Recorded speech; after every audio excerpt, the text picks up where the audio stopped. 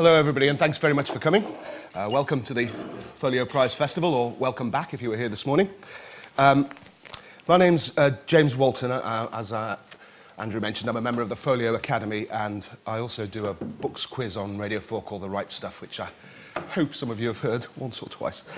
The theme for today is place. And if you're wondering whether place matters in books, I would say two words: Wuthering Heights. I bet people who've read it here would be hard-pressed to summarise the plot with all those Lintons and Cathys and Earnshaws, but immediately the place springs to mind. And I think we've got just the panel to discuss place in fiction here today.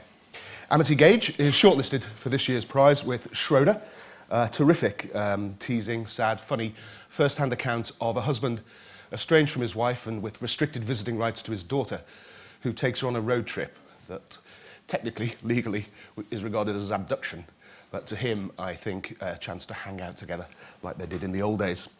Nam Lee is one of the judges for this year's prize, author of The Boat, a collection of short stories that range from Tehran to Australia and from and to Colombia and to Iowa. In fact, the book's won so many prizes that just to list them now would take up quite a lot of the session. So take it from me, it's won a lot. And then Sebastian Faulkes, who's possibly best known as the team captain on The Right Stuff. No, God bless you, only joking, Sebastian. He's also written some books, including Birdsong, Charlotte Gray, A Week in December, that have made him perhaps Britain's most popular serious novelist. His latest is A Possible Life, a novel in 5 movements, which ranges pretty widely too, from 19th century France to the American rock and folk world of the 1970s, and on into Italy in 2029. Perhaps his most intriguing book so far, I think. Now, the plan for the next 75 minutes is I'll talk to each of the authors individually for a second, and then we'll talk about more generally how to create a sense of place, how they do it, and then ideally, if we've got time, how other people have done it and done it well. And then last, but by no means least, a chance for you to ask questions from the audience too. So, Amity, let's start with you, and you're just going to read a paragraph or so from Schroeder with a sense of place. We'll take it from there. Let me see if I have to contextualize it at all. Probably not. It was a great summary of the plot, but at this point, Eric and his little daughter Meadow are driving through New England, north through New York State up towards Vermont, not sure where they're going, and he's reflecting on, as you say, what he's lost in the good old days. Let me tell you more about that scenic byway, north alongside Lake George, about my state of mind. Dusk had fallen, leaving only the outline of the Adirondack foothills on the east side of the lake, black behemoths in the purple dark. Stars were clustered above the neon signs of innumerable roadside motels. The motels themselves were indistinguishable, their names infinite recombinations of the words cove, lake, and cozy. The air through the gap in the driver's side window tasted clean and atmospheric, as if siphoned from virgin space. When I had driven through this thicket of life, into the northern darkness, a truly keen sense of longing had washed over me. I realized that my situation was irreparable. I was like a dead man appealing my death. It made me too sad to realize how late and how insufficient such an appeal would be. But why couldn't this have been mine, this world of togetherness? These towel-dried families trekking under the streetlights barefoot like migrating turtles, 4 or 5 to a room, sleeping below a ceiling fan, dreams leaping from head to head, the baby curling now against his sister, the dad suddenly awakened, lazily counting his brood. 1, 2, 3 kids and a wife. The wife in the midst of some well-worn dream. Walking to the ice machine in his boxer shorts with a bucket, moths swarming the spotlight, midnight, a touch of Canadian Club in a plastic cup. Why couldn't I be him? Even the boredom, the functional alcoholism, I would have taken it. I would have been grateful for it every day. That's great. Thank you, Amity. It strikes me from that passage that something that happens in your book quite often is place is related to state of mind, would you say? Why so?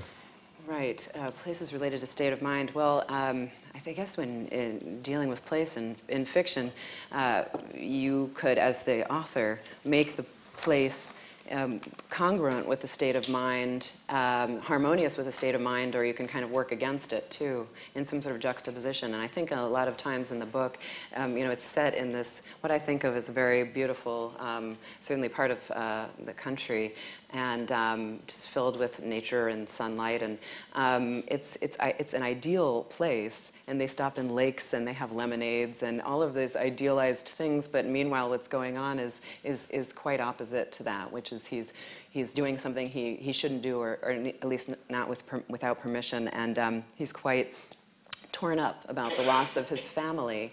So there's a poignancy, I think, in that juxtaposition between this beautiful, cozy roadside motels and the sort of sorrow of what's happening with him.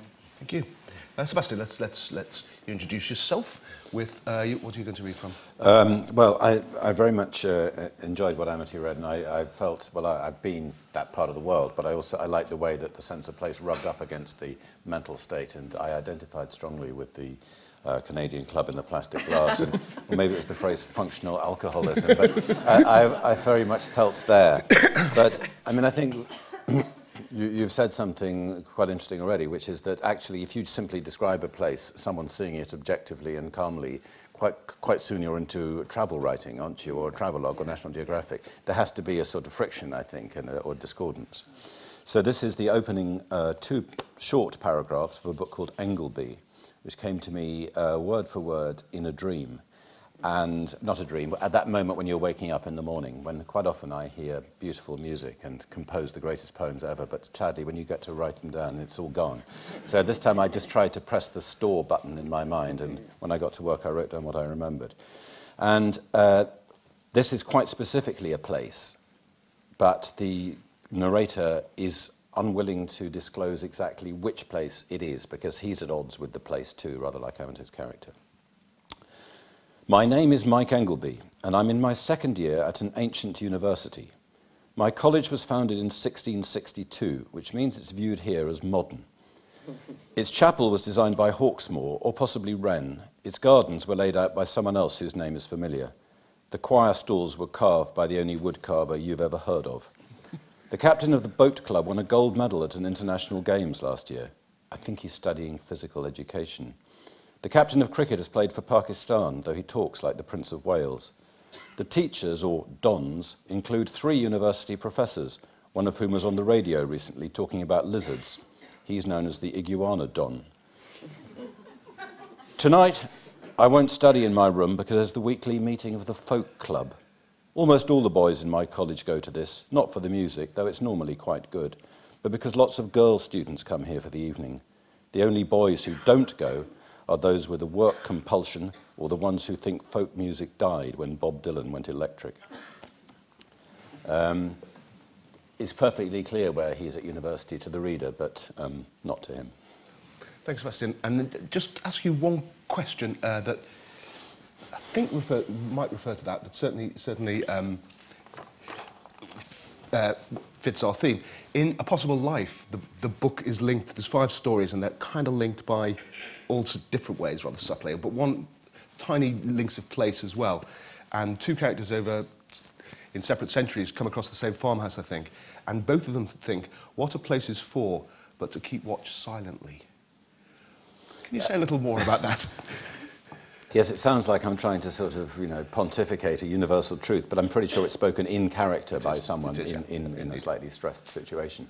But what I did in A Possible Life is, it does strike me that, for instance, the house where you grow up, when I was a child, I thought this was the centre of the universe, because that's what you think as a child. And when we moved away, when I was about 20, and went to live somewhere else, and I went off to college and so on, I sort of rather assumed, I think, that the house would then sort of disintegrate, since it's having served its principal purpose.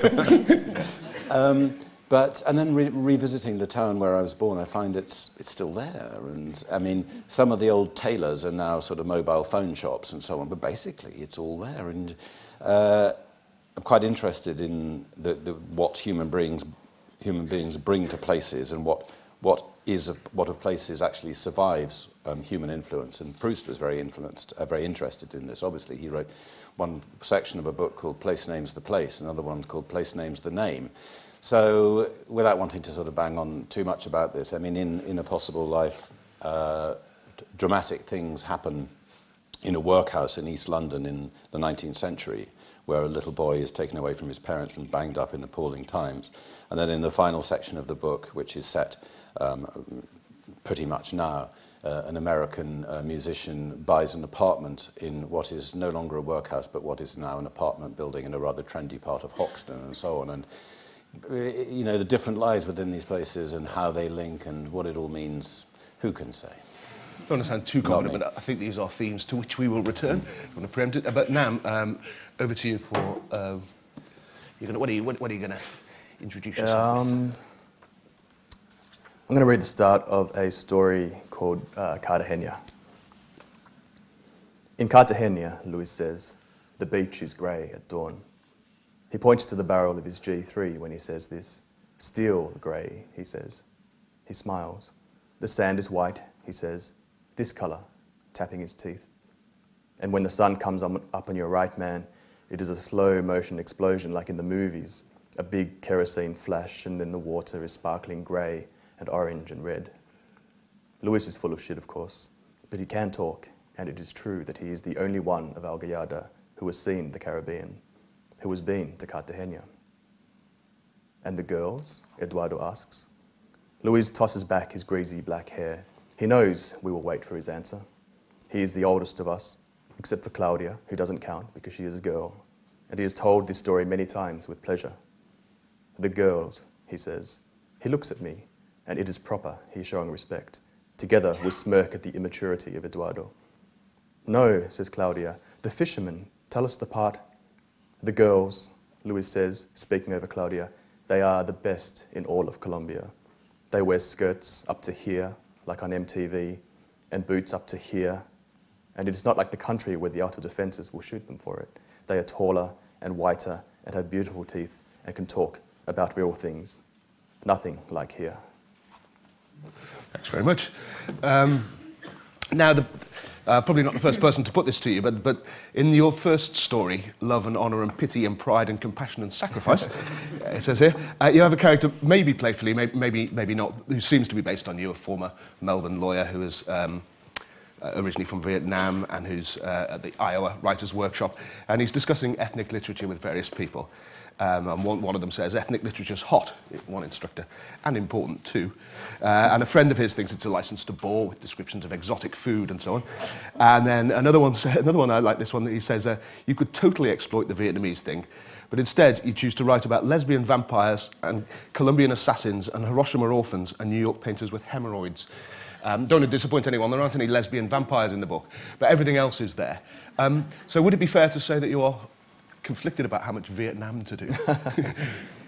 I'll put it as crudely as that. You know, it's weird because I haven't really been talking about this book for a few years now, and I'm kind of stumped when I think about the Vietnam question and my relationship to it. I think in relation to what Amity and Sebastian have been saying, what interests me is the idea of place and the proportion of place in people's figuration when it comes to what they expect when they come to a certain book.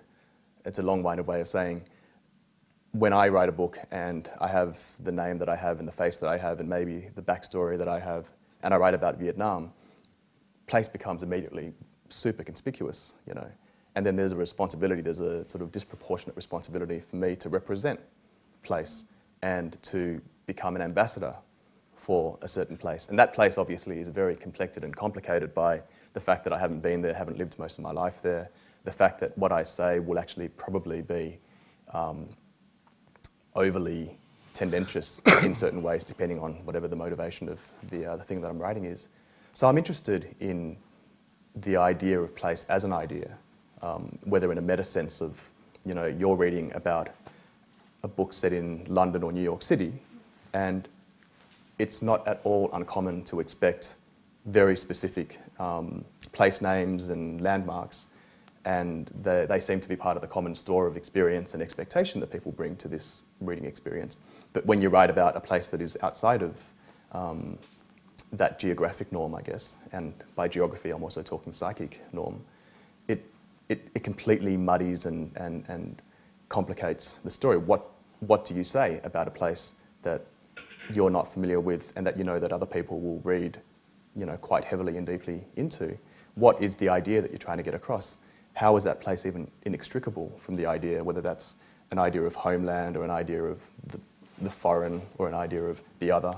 You know, those are the Was it kind of tensions. liberating to write about Colombia, say, or? Yeah, I mean, it was. Had you been there? Yeah, I had been there. I'd never been to the city in which that was set. I'm sure you've been invited to the literary festival at Cartagena since. I know, I haven't. Really? I haven't, no. Apparently the girls are great. Can we just like put a call out there? Well, I'm seeing Peter Florence next week, so I'll put a word in. All right, thank you very much. I mean, you know, you label a story a certain name and you expect to get some perks out of it. Yeah. So, And was there almost a defiance to say, you know, not only I'm not going to write about Vietnam all the time, but I'm going to write about almost everywhere else in a way, or was it not as deliberately defined as that? it was not. I mean, it's so easy for me to make up heaps of different motivations, all of which must have been true at some time in terms of why I wrote the stuff that I wrote. But I think part of it was a bit of a FU to, you know, what I was expected to write. Part of it was fun. Part of it was I happened to be interested in the situation of these Sicarios who were doing and living such a different and unknowable and unvoiceable life, and I thought, why not try to give it some sort of voice? You know, part of it was just sheer fun. Well, let's move on to questions for all of you now, and this might be a question from someone like a non-practicing novelist, but I was wondering, like, how important place is to your work, but also, therefore, at what point in the process does it come? Do you have some people you want to write about and you think, where shall they go? Or do you have a place you'd like to write about and you think, who should populate this place? Or is it far more sort of twisted together than that? Anybody want to come in on that? Was it too hard? I think we're all too polite to jump in. Okay, Sebastian, you jump in. The boring answer is it varies from book to book at what point the place comes in. And sometimes you don't have much choice. So when I decided I wanted to write a book set during the First World War, in which the main character is involved for 4 years on the Western Front, you know, I couldn't realistically relocate that to the Orinoco. Where should we set this? Yeah. No, okay. But you did something interesting there, which was to start it before. So it's sort of what you were saying about places in a way. That so Birdsong opens on the Somme before the Somme was a word of horror. Indeed, when it was a river where people took picnics. And yeah, I was always interested in, you know, what Auschwitz was before it became what it became. It was a sort of Polish cavalry barracks, I think, before it became, you know, RG Farben or whatever it was. And Hiroshima was just a commercial port, you know. But that was a slightly sideline. I mean, for me, with any luck, the idea of place is pretty early on. It's one of the big things. I mean, I hope my ideal book is that I get an idea about what I want to write about, a theme, an idea. And then I think of the characters who can exemplify that and then what they need to do. But the place is always kind of pretty early on in there. You get a sort of romantic feeling, an ache, a sense of frustration. You want to express something about this place, and you think that people have missed something about it. They haven't seen it clearly or properly, and you can uncover something about it. And in my writing, France played this huge role for me. I couldn't write about England. When I thought about England, I thought, well, I could write a sort of travel piece about going on a train to Stoke. But you know, what on earth would be the point of that? And I think the relationship of a writer to his or her native place is incredibly interesting and important. And I think, you know, on the one hand, you have John Updike, who is so in love with every street and every house and every street corner, and he's from Amity's town, so hear more about that at Hometown in about in a minute. Or for me, I mean, I just couldn't. The idea of writing a novel set in England was so absurd that it wasn't until I'd written several set in a foreign country that I was able, even delicately, sort of 25 years later, to come back through Angleby, actually. Yeah. And he can't even bring himself to name the place where he is. So I don't know maybe that tells you more about my sense of sort of alienation from my sense of my life, of myself and my life, than anything else. But place, I mean, when I drove through France, every 5 kilometres I had another idea for another book. and another idea for another character. I was simply sort of on fire with sort of fictional creativity. And as soon as we docked at Dover, it just stopped. There is the weird thing about England and Updike, as people have pointed out, the Rabbit books. The British equivalent would be 4 very serious literary novelists about serious literary novels about a car salesman in Esher, wouldn't it? And Esher, do you think? Maybe not even Esher. Coventry, Esher too posh. maybe. Yeah. But something that, on the whole, British literary novelists don't do. They don't take the suburbs quite as seriously. Well, I don't think. that's because They don't set something in the same place? They don't. I don't think they take the suburbs as seriously. That is well, a you big have question. to in the US. Yeah. Well, yes. Well, should we confront this question then? You are from the same hometown as John Updike, but obviously don't live there anymore, and this is set elsewhere. That's right. John Updike is from Reading, Pennsylvania, and so am I. And basically, he has conquered Reading, Pennsylvania, and no one else can write about it. He sets his rabbit books there. I would never, cannot write about that my hometown, which is a really interesting. I just think he did it so perfectly. I wouldn't try. More or less Why brick try? by brick. There's those scenes where Rabbit goes jogging for and there's 25 pages of every shop front in Reading. That's more or less done, is it? That's right. But I wanted to get back a little bit to what Sebastian was saying about when place happens and when it comes into the process. And I think I agree that initially, the ideal is that it happens sort of intrinsically at the same time as the story, so that it's not an ornamental thing, but an intrinsic thing, right? So it's you don't go back, you don't have a story and then go back and decorate it with place. The story is born out of the place and other influences and other ideas, I think, that happen at the same time. So that's what I try to do. I had an interesting situation here because my character, I don't know if it's been mentioned, is German, actually. He's a German immigrant who came to the United States when he was 14 and invented a persona for himself. He called himself he claimed he was part of the Kennedy family, and pretended to be an American for the rest of his life. So I had an interesting experience of writing about America through the point of view of a German. I'm not German. I've only very recently been there. So there was another layer of meaning to me when I wrote about place, and even in the section that I read just now, the way he slightly fetishizes the motels and the names of the motels. There's a slight sense of a foreigner looking at America. It was delightful for me. I actually really enjoyed that. My mother's an immigrant, and I was really, frankly, just trying to tell, her story in encoded ways. I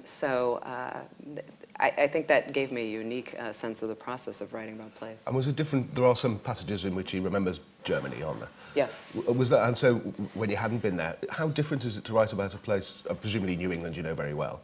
Right. And Germany you don't know. So how was that different to write about?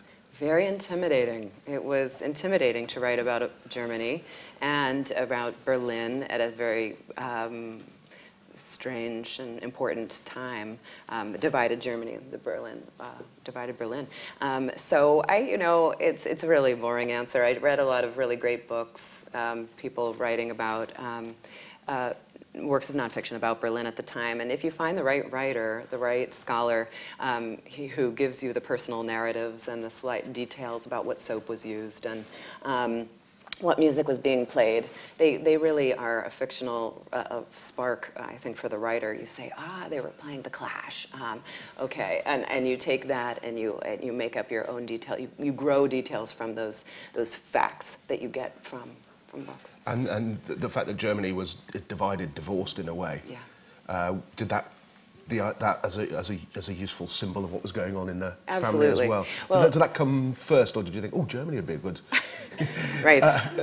If I can back up just a tiny little bit, okay. I was actually trying to write. My mother's Latvian. I was trying to write. I set out slightly related to what you're saying about trying to write my ethnic, story of what happened to Latvia, and but not many people know much about Latvia. It's just a small country, but it was, of course, occupied by Russia, and it was behind the Iron Curtain for many years, and so I was always fascinated with the concept of East and West, and but then when I realized I was trying to write my great Latvian American novel, I was going to write a great Latvian American novel, And then it's like, no, I don't want to write that. It's not necessary. And of course, it's also, the story was so literal. I was just hewing to the literal story of my mother. It was really boring to me.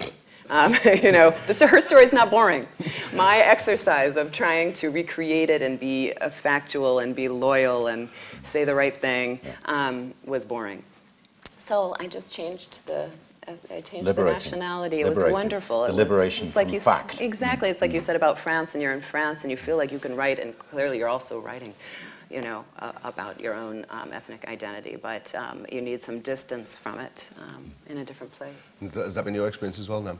Well, I mean, the thing that occurred to me as Sebastian was talking was the idea of place when you're writing as a literary construct as well, because place always exists in a constellation of the ways in which it's been written by other writers, and so it's very difficult to write about a place and not only import all of the stereotypes and assumptions and expectations and also instrumentalities. You want the place to be doing a certain kind of work, whether it's mood work or whether it's information work in the thing, and you can't not import that stuff in, but neither can you keep out all of the books that you've read and movies that you've seen. I mean, the relationship between cinema and place and how that's infected modern writers' writing about a place, I think, is a very interesting one that bears discussion as well. But the idea that a place exists as something either to be represented or a place exists as something to be constructed, I think are far too simplistic. Like it's this really weird, nebulous field in which energies are flowing in all sorts of different directions from all different sources. And for all of you, again, when you've decided on the place for all these reasons, but then you have to make it, you know, believably that place, is that fun or is that slightly a chore? To, you know, to just get every aspect right? Oh yes, that. It depends. It depends how you're using the place. I think if you're being very literal and saying this is, I mean, I wrote a book called On Green Dolphin Street, which is set largely in New York, and I wanted it to be right, and I wanted it to be absolutely right, and it was set at a specific time, and Kennedy and Nixon were in the background of the book. So, you know, at that point you've upped the realism stakes. Therefore, I went to New York a lot. And I had to make sure the traffic was flowing the right way up Fifth Avenue or down Fifth Avenue. But of course, the book's set in 1960, so I then had to do further research, and the internet didn't really work properly in those days. So it was quite a chore, except that only by going to New York did I get ideas for the characters. It was a very weird sort of symbiotic relationship between the place and the story. I've never had that before or since, thank God. It was so expensive. Every time I wasn't sure what was going to happen to the next character, I had to go on a bloody plane and go back to New York again.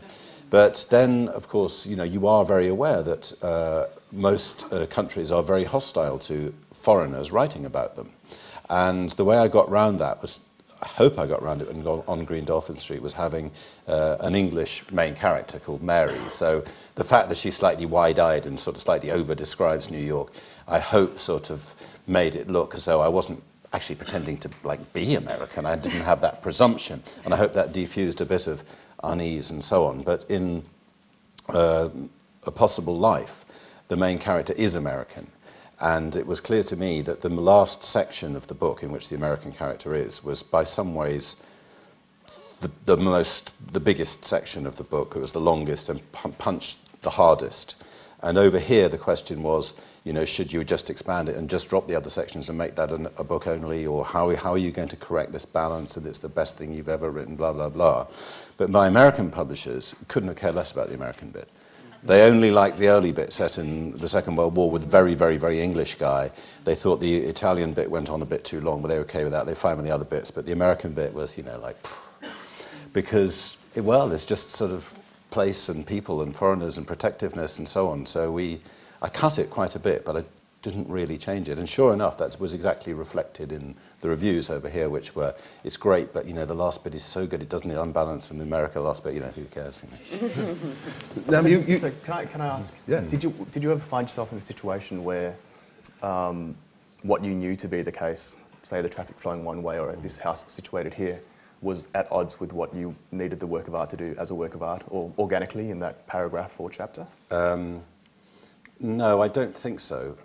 Sometimes you have to squeeze things a bit, you have to move things around. Yeah. But well, have you actually had to change things? Or Well, I like to believe that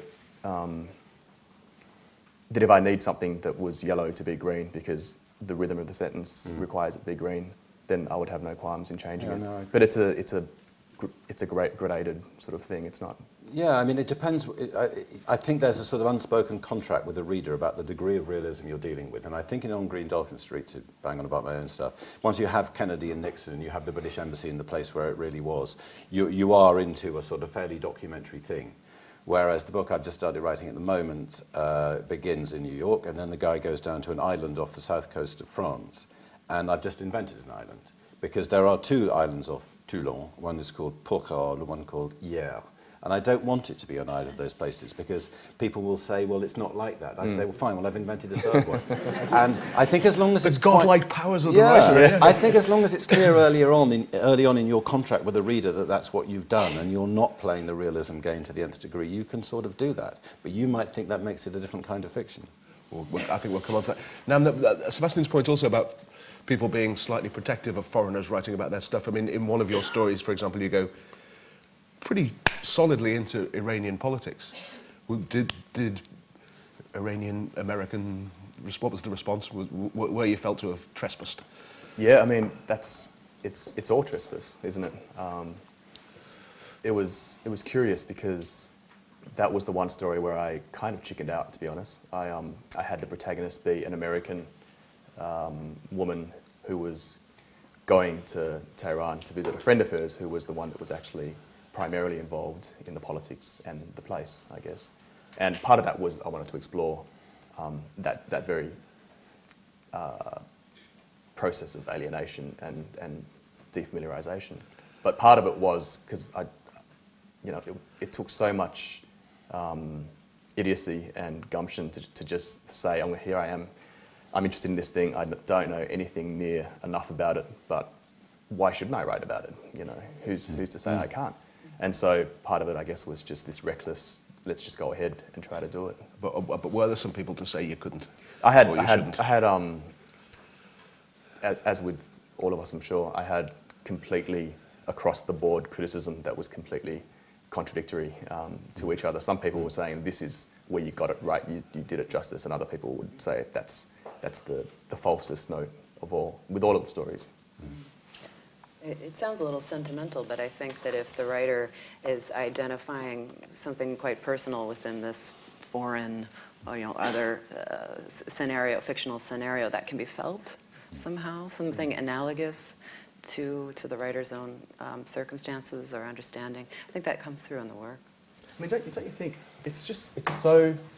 it's doing such a disservice. It's selling a place so short to become defensive about someone else writing about it. Absolutely. I think, because that means that you're saying the place is apprehensible, is comprehensible, is something that can be represented. When I think all of us realise that every place that is a place because it is completely inflected with all of these unknowable, unsayable memories and ideas and idealizations about the place. Any city that's worth being called a city is many cities, and it's a protean set of cities that's always changing and it can never actually be pinned down. So to sort of arc up about someone, you didn't put this in the right place, or no, you didn't really get this right, for me, sort of speaks to a poverty of imagination about that place. I agree, though it slightly depends if there's a simple factual error. And again, that also depends on the degree of realism that you've agreed with the reader, as it were. Yeah. But I mean, I've read a novelist saying, he took the M4 north to Swindon, and they're just simply wrong. And I don't care, because I'm not really. But some people who view fiction as a perfect, ideal conjuring trick, which has produced an alternative simulacrum of the world. See the conjurer's hand move once, then basically that's it. That's the end of the evening. No, but that depends how you set things up with the reader. Yeah. Well, let's come on to this, because I was, when thinking about place, thinking that realistic fiction, which all of you write, I think, you make up plot, you make up characters, but you don't make up place, because once you make up place, it's then fantasy fiction, in a way. Almost the definition of a realistic novel is that it's set in our world, somewhere, somehow. Would that be fair? I don't think so. You can, in another, sorry, I seem to bang on about my own books, but Human Traces, for instance, there is, you know, it's in, which is set, large part of the book is set in Paris and parts in England, but the main bit is set in Austria, in Carinthia, before the turn of the last century. And the town I had in mind was a place called Klagenfurt, but I didn't really want it to be there, so I just called the town K dash, and then people thought that was a bit pretentious and sort of pseudo-Kafkaesque. So in the end, I just got away with calling it the town. And it was odd how, funnily enough, you didn't really have to specify. And I don't think by non-specifying you make it, or inventing names within real entities, I don't think that makes it a different genre or kind of fiction at all. You know, all my French books are made-up places in them. You know, The Girl at Lyons is set in a village called Gennevilliers, which doesn't exist. But it's intensely about France. I mean, the whole France permeates every sentence of the book, and I've been there thousands of times. And it's about France. It's about the tragedy of France between two world wars, following the calamity of the first and then Vichy coming up in the second. It couldn't be more specifically about a real place, but the actual village in which the action takes place doesn't exist. That's not quite what I mean, I don't think. Oh, good.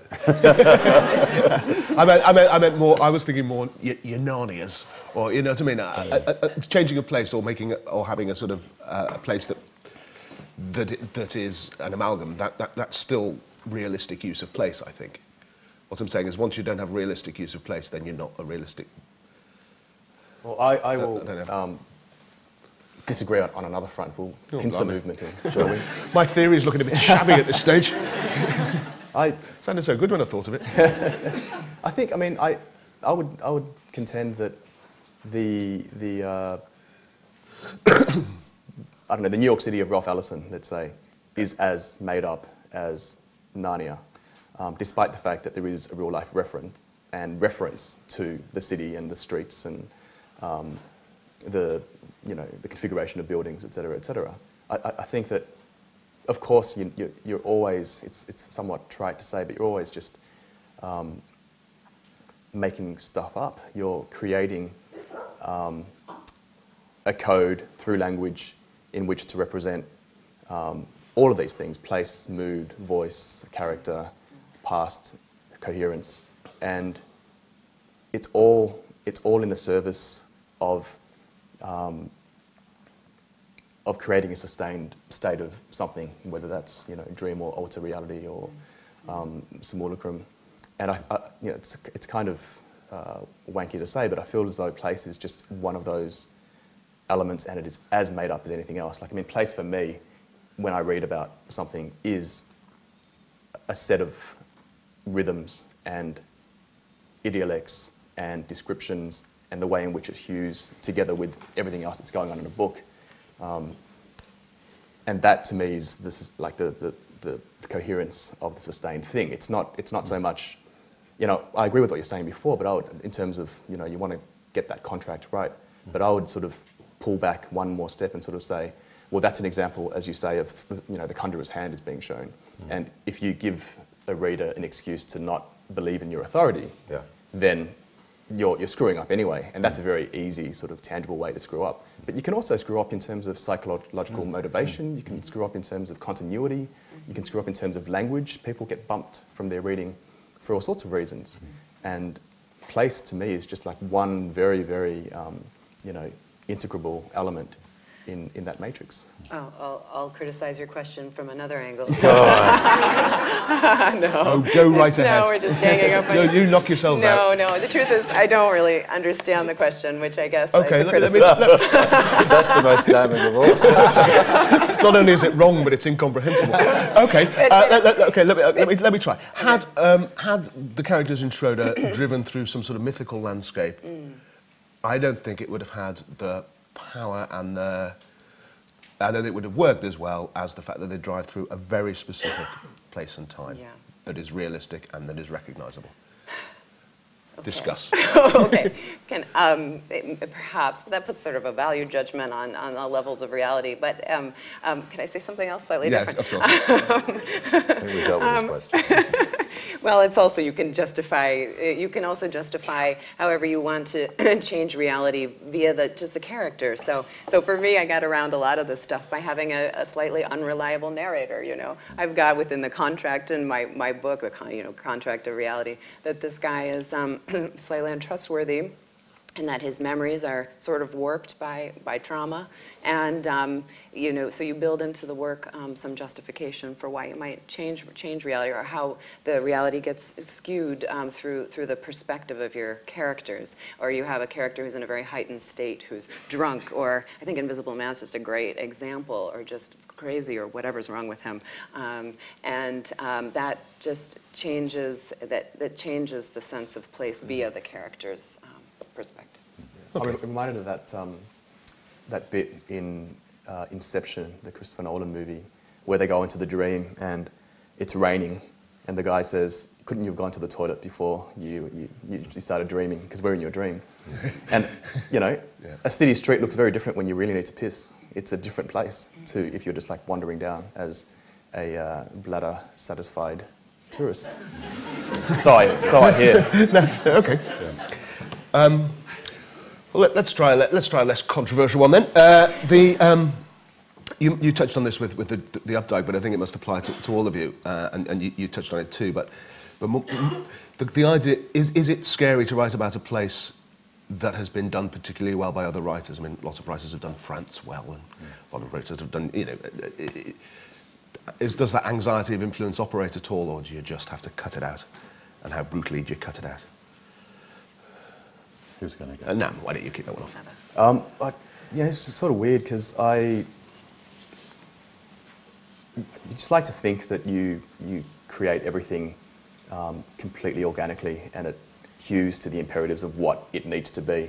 But of course, all of that stuff is just always influenced by, like I was saying before, like the stuff that you've read and the other references to and authorities on that particular thing.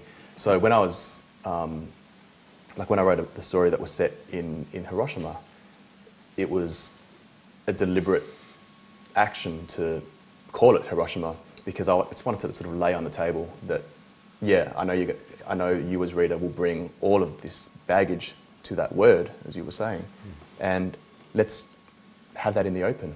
But let's try not to do it in a way that's too self-knowing, self-winking, complacent or clever. Like it's so hard to try to create something that is meant to be complete and in some ways unconnected to everything else when you know that the process of reading as a communicative process isn't isolated, isn't hermetic. It's completely fraught with all sorts of weird intrusions. So I don't know. Like I think part of it is what you were saying, Amity.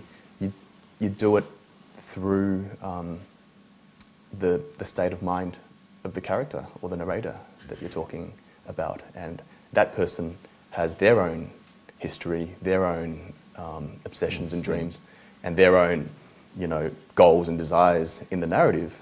And so what the place needs in terms of explication will be given to you, hopefully, by what the character needs and what the character decides to notice and doesn't notice, what the character fixates on and doesn't. It's all through the state of mind, I reckon. Yeah, I think that. Sorry, go on. Oh, no, please. I think it slightly depends what bit of it you're doing. I mean, if you're very much through the eyes of a character, then that is the complete answer. I mean, that's what should happen. But sometimes if you're writing in a quite old-fashioned third-person omniscient way, as I did in Human Traces, you are writing what one reviewer said, fine topographical descriptions, which was, I think, meant kindly, but sounded incredibly dull. But you didn't put that on the paperback. Yeah, no. I mean, for instance, A Week in December, which is set in London, is very much a London novel. I mean, and very self-consciously so. It makes a lot of references to Dickens in quite a playful way. But, I mean, the way I got around it was A, acknowledging Dickens, and B, thinking, well, Dickens packed up in sort of 1860, and this is we're in the 21st century, and he didn't see all this, and he really didn't. And furthermore, it's all seen very much through the eyes of the characters. So there's this hedge fund manager who doesn't see London as anything other than units of economic potential, which can be leveraged up to make him richer.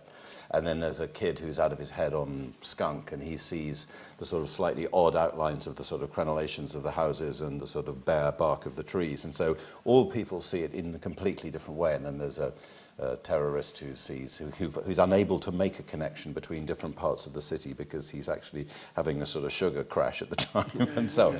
But so I think that's fine, but a slight reference without that sort of terribly annoying self-conscious kind of teenagers referencing, I think that helps you, give you a bit of confidence. And I did that also at the beginning of Birdsong, as there was this long, slow bit of a sort of brooding love affair in a French provincial house, and I thought, blimey, you know, been here a few times before. So I did actually, in one paragraph, do a sort of Proustian, sort of Stendhalian sort of nod, which I don't think anyone got at all. I mean, one reviewer complained the sentences were far too long, and that's it. So I think you can sort of wind yourself up about this, really. But as long as you believe in your characters and you believe that you've really got something fresh to bring to it, and God knows you wouldn't begin a 500-page novel if you weren't very excited by the possibility of bringing something fresh to it, then you're okay. I could answer it a little bit personally, I guess, in the sense of when I was a child, I moved around a lot, and I never really had a hometown. I know I said I'm from John Updike's hometown. This is true, but I didn't move there until I was a teenager. And I always really envied these, you know, regional writers, which is important in American literature, and, you know, you have Faulkner's got the South or whatever. Even Updike, he had been born and raised in Reading, never left, and had such a sense of the place that I think I probably couldn't capture. I've always, so as a writer and a person, I'm kind of envious of people who have this primitive like landscape in their minds from their childhoods. It's something I never really had, or it certainly didn't remain in the same place. And I think this it's a huge influence on writers, someone like Flannery O'Connor, who never left Georgia. I envy it as a writer that there might be some landscape that I know so well that it would be so, but I don't actually have that. So I think it's an influence on me as a writer. I don't think many contemporary British writers have that. Don't they? No, I mean, you think of Hardy, Dickens is London, Hardy's Dorset, Gissing, London. Bronte country. Bronte. But there's this, I can't think of anyone really. The very term, the regional novel, I mean, you know, it's sort of a death toll, isn't it? Walter Allen, Stanley Middleton. Yeah, I mean, you know, yeah, names from another these are not time. quickening the juices, are they? No. I think it's because London swallows everywhere. I suppose it's such a small country, but Yeah, so there's not really a region. or the lakeside poets, yeah. But I mean, you know, every time you take a step in the Lake District, Wordsworth poetry comes sort of zooming up through every footprint and every fibre of your body. But it's not lately. No. I don't know. I'm probably absolute nonsense. You can probably all think of 10 people who write brilliant regional novels. But anyway, we'll come to that, I guess. Yeah, no. Well, on that Wordsworth thing, there's a famous passage of Daniel Defoe, I think, travelling through the Lake District in early 18th century, it would have been, I think, and saying, you know, this is the most horrible, frightful, barren landscape I've ever seen. It's worse even than anywhere in Wales, and yet, of course, by the time Wordsworth had finished with it, it's beautiful. So I think Auden, while I'm on a quotey roll, said that the Lake District was a bourgeois invention like the piano. But actually, the writers, the really great writers of place, almost create the place, don't they? I mean, the Yorkshire moors are pretty hard to not see through Bronte eyes. Yeah, and the Lake District, I mean, he owns it, doesn't he? Yeah, that was him. Can you think of would that be fair? I remember, I think there was a thing in the LRB where James Wood was saying, well, forget globalisation and interconnectivity and stuff like that. The jet engine has been the great difference between how connected and diffused literature now is. And when you think about Wordsworth in Grasmere or Dylan Thomas in Swansea or Carmarthen, like it was difficult to travel to other places. And therefore maybe it was just like, you know, if you're forced to be somewhere undistractedly and immersively, then that stuff will soak itself into your mind and your work. Who knows? But do you not think a writer now in Derbyshire, which is a fine, beautiful county with lots of varied landscape and towns and so on, couldn't someone there, would someone be prevented from writing series of really good novels set in Derbyshire by the fact that it was accessible to international travellers? Has it sort of lost its USP? Well, look, I wonder whether it has lost its attractiveness as a goal even, like the idea of, this is somewhat a tendentious sort of analogy, but once the camera was invented, for example, there were certain types of realistic, figurative painting that seemed kind of obsolete and pointless. And I wonder whether the fact of immediate access in every sense, you know, both physically and online and in audio-visual form, through other people's testimonials of every single place that anyone's ever stepped. I wonder whether that sort of, you know, completely removes from the body of motivation, like wanting to to own this place, to get it, you know. And I think that there's also an almost non-literary reason for that, which is the dominance of London, isn't it? I think like a really great writer growing up in Derby would move to London, possibly write a first novel about an unusually bright kid from Derby moving to London, and then said, "Oh, I think that's what happened." Sorry, I interrupted you. No. But it's still really, it's very fascinating to hear that. I feel that there's still a sense of an emphasis on regionalism in American fiction, and I mean, even my fellow nominee Kent Haroof writes all about Colorado, is it? And his sense of place is incredible in those works, and Annie Proulx, and I think of some contemporary writers. It is true in the States. Alice Munro, I mean, it's a Canadian writer. Any other examples? Yes, that's right. She just got a tiny part of sort of southwest Ontario that she writes about, isn't it? Right. Yeah. Are there any? This might stand a slightly crude question to such a distinguished panel. Any little tricks of the trade you'd like to share about how you, when you go about place, have you got any sort of reliable little techniques, or do you prefer not to? This is being recorded, right? Go back and study it afterward. I've got a confession, which is that I wrote a James Bond book, which is in itself a bit of a confession. So I'm in any way, not in any way crawling. I really enjoy that book. Oh. Anyway. That's set in, a lot of it is set in places I haven't been to and didn't go to. Quite a lot is set in Tehran. And I thought, you know, God, I've only got 6 weeks to write this book. I mean, by the time I've got to Tehran, I got back again, you know. And it's also so different from the period in which it was set, which was in 1967 under the Shah. And I thought, you know, oh, God, it sounds really grim. And the great thing is the internet, unlike when I wrote On Green Dolphin Street, by now was really on, and you know, you get lots of pictures of 1967 Tehran with British double-decker buses going around. I read, you know, little memoirs by various people, and I didn't go. And furthermore, even worse, there was a little border town on the border between Tehran and Iran and Afghanistan, which is a sort of smuggler's place, and looked impossible to get to. And I did a lot of Googling, and thank goodness, someone had very, very sweetly walked through all the streets of this little border town with a video camera. And everything, you know, the sounds, only missing the smell of the old Tuareg campfires or whatever it might be. And also, I found in The Lonely Planet, I looked up who'd written the guide to that part of the world, and I got in touch with him, and I asked him 10 questions, and I paid him to answer the 10 questions, and so there's a tip. But I think that's paid informers. Okay. But I wouldn't do that with a serious book. I would only do that with a book that, you know, the reader isn't, a James Bond reader isn't going to give a toss whether I've been there or not. I like the bit of driving across the Iranian desert in the 1960s. I fell for it. But Ian Fleming would not have approved. I've just done a big piece on James Bond. So Well, he didn't approve of the Middle East. No, he didn't approve of not visiting a place you were going to write about. He was pretty stern on that. Well, he didn't have Google, right? No, exactly. Yeah, with a handheld camera. Yes, he could have just sat in GoldenEye, couldn't he, with a computer?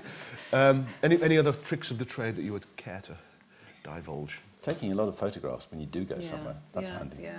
When I was writing this and trying to set where Eric and his family lived when they were happy, I randomly chose Albany, New York, a place I'd never been to before. And of course, I went there. I haven't written as many books as you, so I've only tried to do some first-hand research to try to go to the place and see it for myself. But I took pictures, that's right. And I was just walking down some innocent street and saw the house in which I pictured them being happy. And it was actually an apartment, and I saw the flowers hanging. I took a picture of that, and I hung it over my desk as I was writing the book as a kind of symbol. Have you had similar eureka moments? Or what are your tips? For me, it's. I was thinking the other day how, like, if someone were to create a vast concordance of just the syntax and the vocabulary that was used, let's say, to describe books set in the desert as opposed to books set in snowbound country, whether there would be, a correlation either way, whether there would be, shorter sentences, or the velocity would be different, perhaps. Maybe the words and the way in which they were deployed would be different. I kind of feel like they would be. I'm not sure exactly. Deserts would be hard, wouldn't they? Desert, yeah. I mean, you can't imagine someone with a spiky urban, fast-paced slang writing about the Sahara. It wouldn't seem congruent. But why is that? I mean, there's no real reason why there should be such a direct correlation between syntax and an idea of place. So I guess my trick is to somehow try to reverse engineer the place into a rhythm, almost, to find like a certain syntax, I guess. A mood? You don't mean yeah, well, that. I guess that's what the rhythm of music of that particular style gives rise to, is a certain sort of mood, and the mood is how you get in and out of, get back into the thing every day as well, I guess. Yeah, and read other people who are good at it. The desert's making me think of Paul Bowles. Right. I just think is probably the best on place I've read in some ways, because the place it's just an incredible descriptions of place, but also the place becomes a character, and very eerie character. But then you have writers like Graham Greene who will write about, far-flung places that he's been all over the world, and you're still in Greenland the whole time as well. And there's nothing wrong with that. That's fine. The Quiet American? I suppose so. Yeah. That was clever. That was a very clever bit of travel writing, really, to get onto a place before it became a place, rather than after. Where do you, as a matter of fact, stand on the Quiet American? Well, it's interesting when you go back to Vietnam. You have these kids they'll know straight away that you're not from there, and they'll be flogging these English language books to you, and that they're all the Quiet American, the Ugly American. Like, there are these books that are telling them about themselves in a way that is almost completely unrecognisable and probably offensive in many ways, but yet they're still very proud of being seen. I mean, there's a political aspect to this as well, which is interesting. I've got plenty more questions I'll ask you, and I could ask and will if necessary, but I think maybe time for questions from the audience. I believe there's roving mics that, if you could wait for, you might think you'd be audible, but actually it really helps if you want a mic. So if you just put your hand up, I'll give you the old question time nod, and then ask the question. Anybody got any questions for any of our panel? Shall I just tell a little anecdote while you're roving? Do it. Because it reminded me of what Amity was saying. When I was researching birdsong, I was having a big difficulty understanding why my Englishman would be in France before the First World War. And I went to Amiens, and it suddenly occurred to me that, of course, there was this textile connection, Britain being a great textile manufacturer, Amiens being the clothing centre of the north of France. And then I saw this perfect house on the place called the Boulevard du Cange, where I could imagine this very, very heated love affair taking place between my young Englishman and the married woman of the house. And suddenly, just seeing this place, this house, made the whole of the first part of that book just came to me. And I ran back to my little car and I scribbled notes. I tore out the glove compartment. I got the manual and I wrote all over there. It was all just fantastic. And then years later, I was making a program with the BBC, and they had located this house. They'd got it, and they'd found the present owner. And they made me go inside this house, which I'd never been in. And this was all on film, and the present owner was a very, very grand and proper gentleman. And he was very uncertain about this fiction business. But he'd read my book and had been somewhat scandalised by it. He opened the door and in French said, well, as you can see, it's nothing like the house in your book. And I was thinking, it's exactly like that. Totally as I imagined it. And he said, moreover, my grandmother lived here in 1910, and she was not at all as you describe her. It's quite a tricky one, isn't it? Your house just seemed the perfect setting for adultery. I have a question from the front. I think you might have partly answered my question there, but I was interested when you were talking about are there any tips. You talked in terms of the visual, you talked in terms of Googling pictures, and you talked in terms of syntax. Would you, if you are a traveller, as I suspect you all are, at least in your minds, if not physically, do you make notes as you go? Do you observe things and think, oh, God, I really need to write that down? Can I just add, and if so, how many? And that's notes. About place, in particular, and your perceptions and your experiences of it.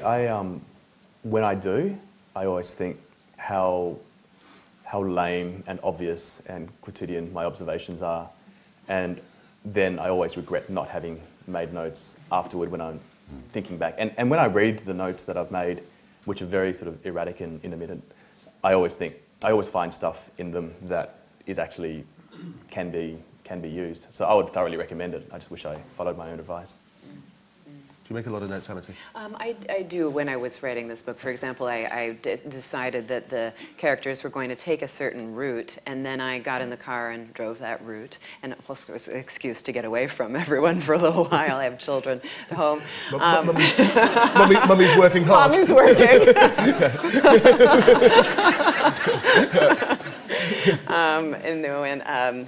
And to me, it's so glorious. When I do the research, not only do I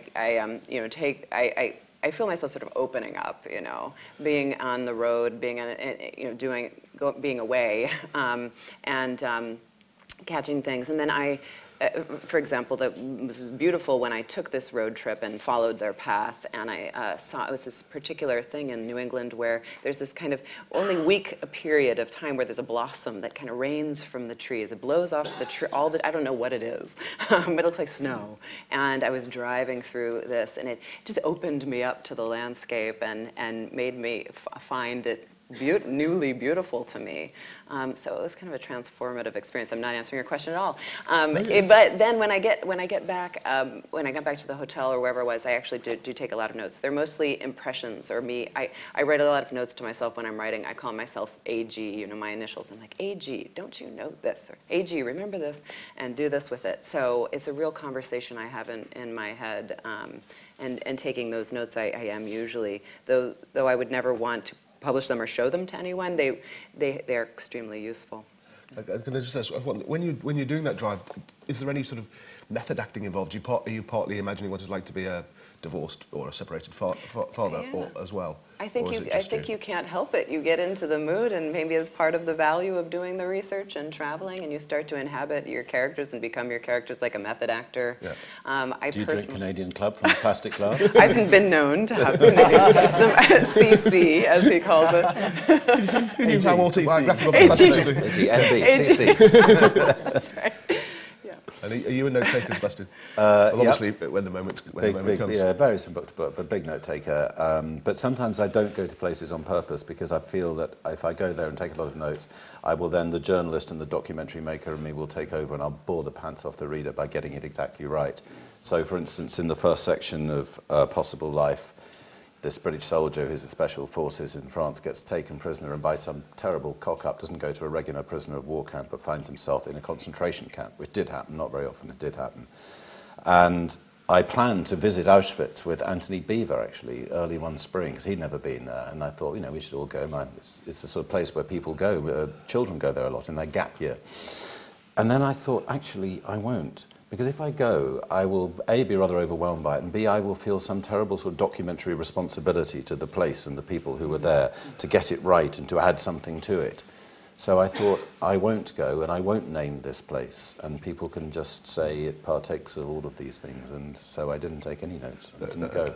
This is sort of by the by, but you think about gap year. I've been to Auschwitz, and basically as soon as you get to Krakow station, there's like touts going, tickets for Auschwitz, do you a good deal on Auschwitz. It's a very strange thing. Very weird. Now, I talked to a very spoilt, shallow teenage girl who complained to me it was like really frightful. There were like no hotels. Any more questions? Guy down here, I think, and then we'll move back there. A tiny prefatory comment. Mr. Lee, your analogy about figurative painting versus photography I thought was not tendentious but spot on. I think literature very self-consciously used to fill this role of travel porn. And now, of course, everybody's getting someone, and people just go there themselves, so that is a perfect analogy. Tiny question about research and writing. You may travel to these places to research them, but you actually write on site. There's this notion that writers can work from anywhere, which the obviousness of which is I'm starting to question. So do you go to France and do you write there, or do you bring back your reflections and only work at home? Are you able to be productive there?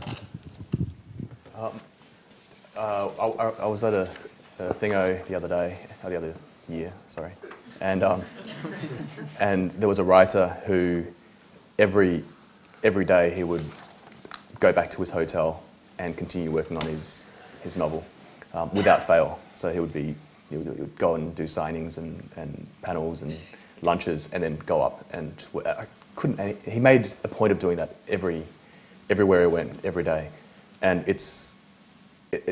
I was incredibly impressed and jealous, because as much as I would like to be able to sort of just get back into whatever it is that I'm working on, it just doesn't work that way, you know. And energies are. Sounds like he was just trying to intimidate you. Maybe he was going. Maybe he's going back and just drinking alone in his room. I wrote another 4 chapters last night. Well, maybe he only did that to me because he didn't want to talk to me. It's like, hey, let's go get a drink. No, I need to write. Yeah, I'd have to say you were both looking slightly aghast at the thought of doing that. Oh. Only work at home. I take the photographs, take the notes, and I actually take physical reminders too.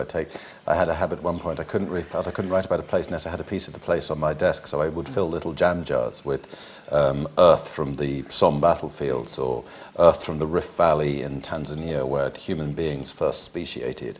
You know, I felt it sort of gave me. I would sort of touch it like a sort of terrible, sort of superstitious thing. But I would only actually ever write back in the quiet, facing the screen, or the typewriter as easy.